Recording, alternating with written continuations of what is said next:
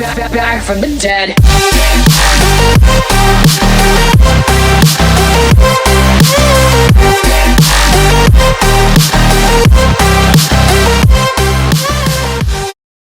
Warm welcome to XTROPY. I am Subhamoy Chattaraj, and today we are going to begin a series on tangents over conic sections. We will cover the topics of circle, parabola, ellipse and hyperbola, that is the tangents over them in detail with slope format, parametric format, equating the discriminant to 0, looking into the questions with multiple methods, with the most fundamental concepts to the advanced level questions of JEE Mains, JEE Advanced and WBJEE. So there is a lot to come, and stay tuned. This series will be brought to you in 3 parts. The first part consisting of circle, second one parabola, and third one will consist of ellipse and hyperbola. So I expect you to see in those series, and I hope that this series will be quite helpful to you. So let's meet in part 1. Thank you.